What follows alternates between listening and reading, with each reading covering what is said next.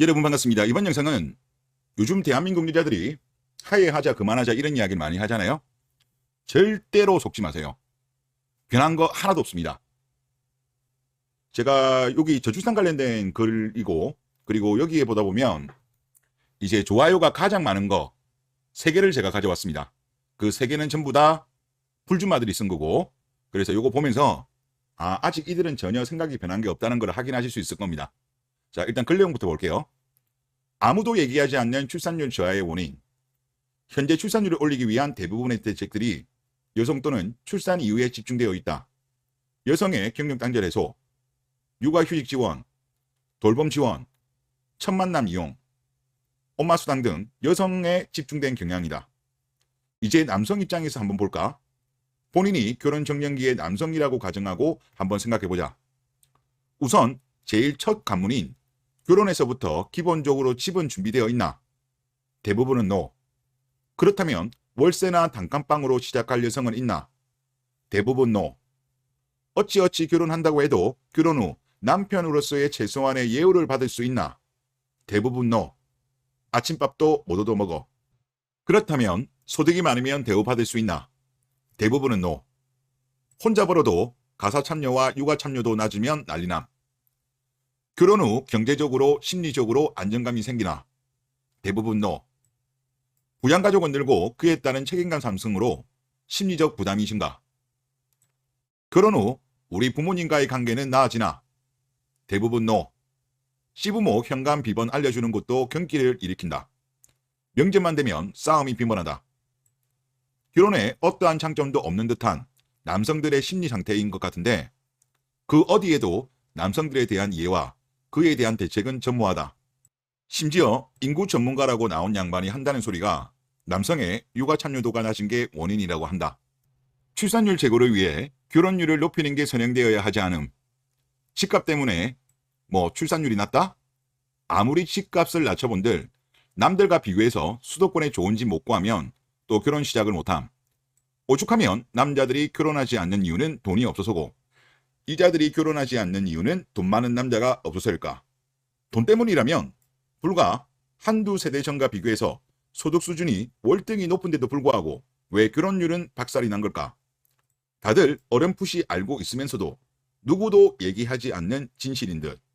맞습니다. 좋은 글이고, 이거에 대해서 지금 공중파에서 전문가들이 이야기를 해야 돼요. 이야기는 안 해요. 이야기했다가는 여자들한테 공격받을 것 때문에 그런다는데 막 그럴 거예요. 그런데 전문가라는 사람들이 이런 거 무섭다고 한다면 전문가가 아니죠. 겁쟁이고 비겁한 사람이죠. 전문가 타이틀 달고 이거 말 못하면 핵심을 이야기하지 않는 거죠. 남자는 여자나 딜러들이 원하는 만큼의 돈이 없는 거죠. 상대적인 거죠. 절대적 돈이 없는 게 아니죠. 여자는 공주처럼 모셔줄 남자가 없는 거죠. 돈 많은 남자가. 그런데 웃긴 게 뭐냐면 지금 대부분의 대한민국 여자들도 한국은 잘 사는 나라라고 생각하잖아요. 그런데 결혼 이야기만 되면 돈이 없어요. 상대적으로 돈이 없는 거죠. 여자들이 원하는 만큼.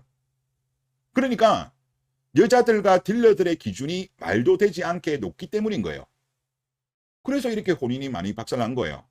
그래서 제가 생각하기에는 딜러분들도 남주기 아깝다고 하는 딸이니까 그냥 평생 같이 사시면 될 것 같다라는 그런 생각이 듭니다. 남자분들은 국제결혼 쪽으로, 아니면 그냥 혼자 사시는 것도 나쁘지 않은 것 같습니다. 그러면 이 글의 댓글들을 좀 볼게요. 좋아요가 가장 많았던 거 3개를 보겠습니다. 첫 번째, 여기는 불주마예요.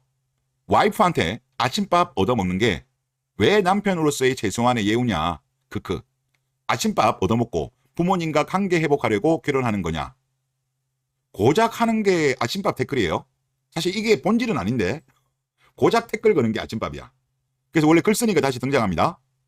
그 정도 못 얻어먹고 다닐 정도로 예우를 못 받고 산다는 예시인데 무슨 문제라도. 맞벌이 같은 경우는 그나마 저는 이해는 하는데 아내가 전업주부라도 아침밥을 차려주는 경우가 요즘은 드물어요. 이게 팩트라니까? 이걸 비판하는 거잖아요, 이분은. 그리고 부모님과 관계 회복이 아니라 관계가 악화된다는 얘기인데 너의 이해력이 딸리는 건가? 실제로 여자들이 남의 제사, 시월드, 대리효도 이런 거 탈행을 많이 하잖아요. 이것 때문에 고부 갈등도 많이 생기고 남자 입장에서는 중간에 끼어가지고 불효자가 되는 남자들도 상당히 많습니다. 팩트라니까. 이게 좋아요가 제일 많았어요. 이러면서 하해하자 그만하자 김밥 옆구리 터지는 소리죠. 자, 그 다음 두 번째 LG전자가 올렸네요. 여기도 불준마입니다. 그놈의 명절은 왜 남자네 집 먼저 가는 게 당연한 거냐. 크크크. 명절 갈등 심화 오짐. 좋아요 112개입니다. 자, 남자는 집, 여자 혼수는 당연한 거고 명절 때 남자 집을 먼저 가는 거는 불공평한 거예요.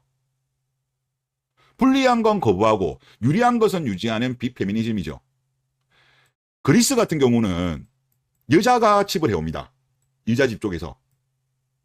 그런데 명절 때 행사가 있을 때는 그리스 같은 경우는 여자 집을 가요. 여자가 집을 했기 때문에.